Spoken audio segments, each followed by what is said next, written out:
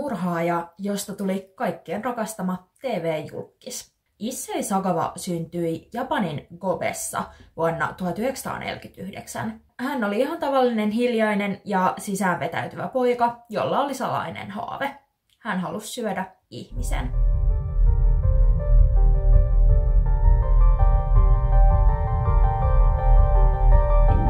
Moikka, mä oon Lyydi. Jos tämän kaltainen kontentti tosielämänrikoksista kiinnostaa, niin tykkää tästä videosta ja laita mun tiliin seurantaan. Ihan mahtavaa, että teitä on löytynyt tänne viime aikoina niin paljon. Jos haluat tukea tätä mun kanavaa, niin laita vaikka joku random emoji tonne kommentteihin. Kiitos sikana! Sitten mennään videon pariin.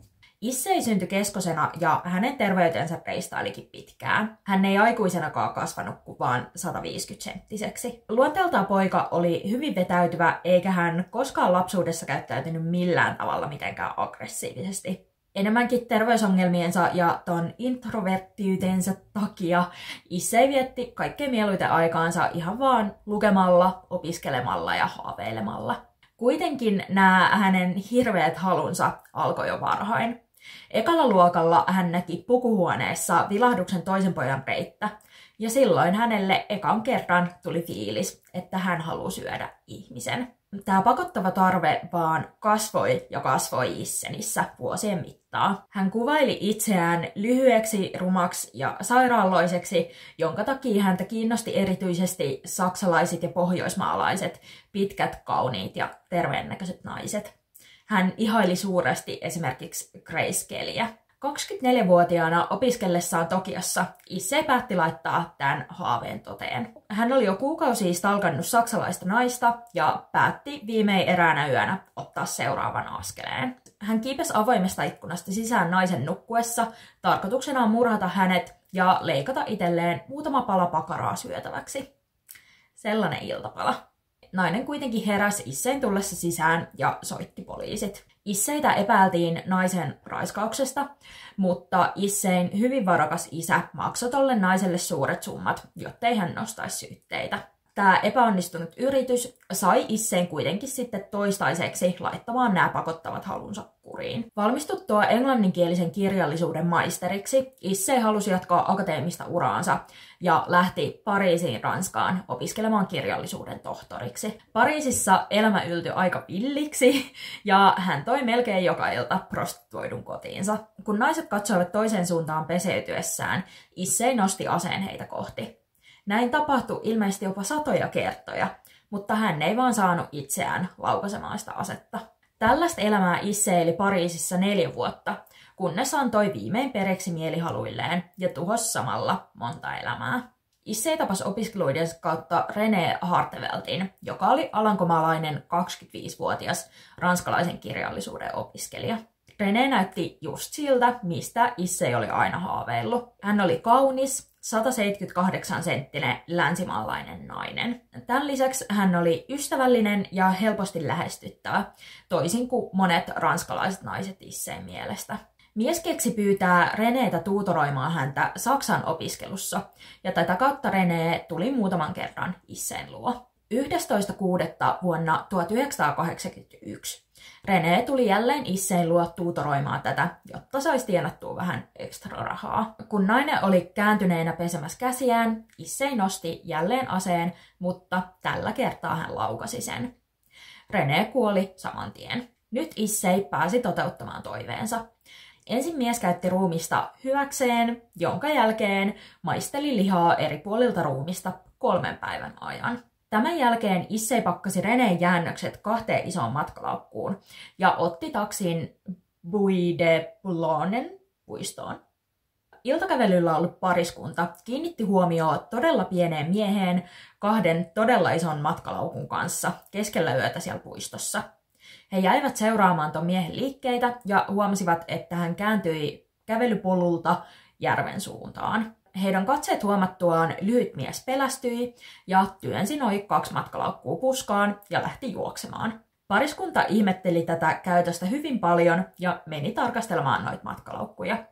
Näin René Harteveltin jäänteet löydettiin. Hyvin tunnistettavan olemuksensa takia Issei saatiin nopeasti kiinni ja hän tunnusti kaiken saman tien. Issein isä toimitti jälleen poikansa tueksi parhaan juristin, jonka rahalla vaan voi mistä päin maailmaa saada. Tapaus sai todella paljon huomiota mediassa ja kunnon mylläkkä alkoi, kun tuomari vaan julisti, että kukaan täysjärkinen ei voi murhata ja syödä ruumista, jonka takia hän totesi tämän syyn takeettomaksi. Tuomari uskoi, että Issellä oli jonkunnäköinen pitkälle edistynyt dementia. Tähän ei saatu kuitenkaan mitään lääketieteellistä varmuutta. Näin tapaus ei mennyt ollenkaan oikeuteen ja mies tuomittiin ilman oikeudenkäyntiä pakkohoitoon. Issei tunsi kärsivänsä älykkäänä ihmisenä niin huonosta seurasta, jota hänellä tuolla pakkohoidossa oli, joten hän päätti aloittaa kirjoittaa muistelmiaan. Tämän pakkohoitoon tuomitsemisen jälkeen median myllytys vaan yltyi, koska ihmiset oli todella vihaisia siitä, että Issei ei saanut mitään kunnon rangaistusta heidän mielestään. Jonkin ajan päästä Isseitä tuli tapaamaan sinne hoitolaitokseen japanilainen toimittaja. Issei antoi hänelle muistiinpanot elämästään jutun koostamista varten, mutta sai pian kuulla aikamoisen yllätyksen.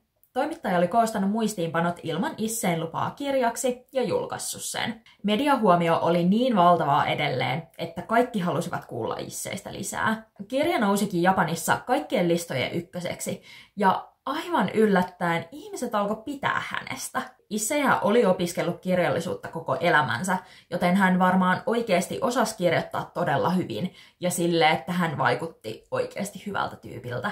Mä myös luin jotain lainauksia tuosta kirjasta ja se on kyllä oikeasti kirjoittanut todella kauniilla tavalla. Eli jollain ihmeellisellä tavalla tämä kirja käänsi japanilaisen yleisön sympatiat Isseitä kohtaan. Kirjan julkaisuvuosi oli 1983, eli 2 vuotta murhien jälkeen. Tästä vielä 2 vuotta eteenpäin, niin ranskalainen lehti sai käsiinsä kuvat René Haateveltin ruumiista. Ja he siis julkaisi nämä kuvat etusivun juttuna. Voitte uskoa, että tästä nousi aikamoinen haloo. Toihan on aivan törkeetä, että ruumiin kuvia julkaistaan jossain lehdessä, ja vielä kun ruumis on niin kauheassa kunnossa kuin tässä. Tästä onneksi seurasi oikeudenkäyntejä toimittajia kohtaan, ja jälleen nousi otsikoihin se, miten huonosti ranskalainen oikeusjärjestelmä oli hoitanut ton Issein tapauksen. Tässä kohtaa Ranskassa alettiin olemaan aika kyllästyneitä Isseihin, ja hänet päätettiin karkottaa Japaniin. Jos tässä tapauksessa ei ole vielä tarpeeksi outoja käänteitä ollut, niin seuraava osio ainakin on. Japanissa Issei tutkittiin johtavien lääkärien toimesta ja todettiin, että hänellä ei ole mitään mielenterveysongelmia ja hän on ollut ihan syyntakeellinen tekohetkellä. Näin ollen Isseitä ei siis voitu laittaa Japanissa pakkohoitoon.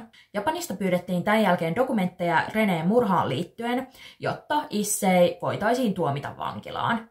Syystä tai toisesta näitä dokumentteja ei koskaan toimitettu Japanille, ja niiden oli pakko päästää Issei vapaaksi.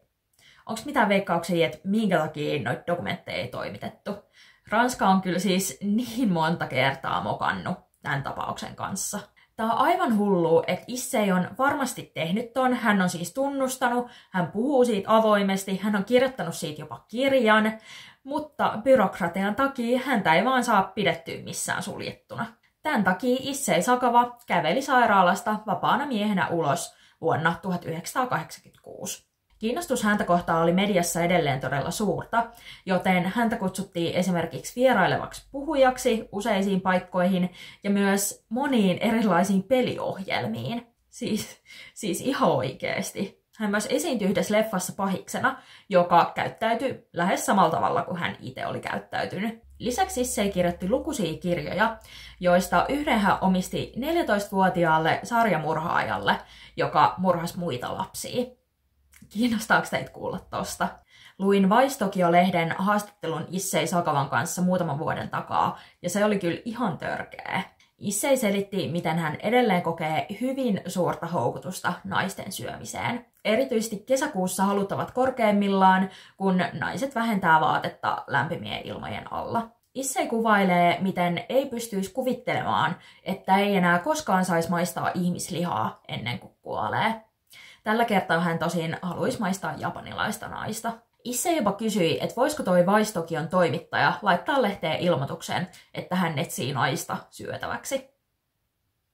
Issei sanoi, että häntä ei haittaisi ollenkaan, vaikka saisi kuolemanrangaistuksen, mutta hän ei vaan pysty kuvittelemaan loppuelämäänsä ilman naisen lihaa. Issei kuitenkin kuoli vuoden 2022 lopussa 73-vuotiaana. Oisko Issei voinut toteuttaa vielä tollaisen teon jossain kohtaa, mutta vaan peittänyt todisteet vähän paremmin? Mitä mieltä sä oot? Kommentoi alle. Hei, ihan mahtavaa, että sä oot pysynyt mun kanssa loppuun asti. Laita tili seurantaan tulevia videoita varten. Moikka!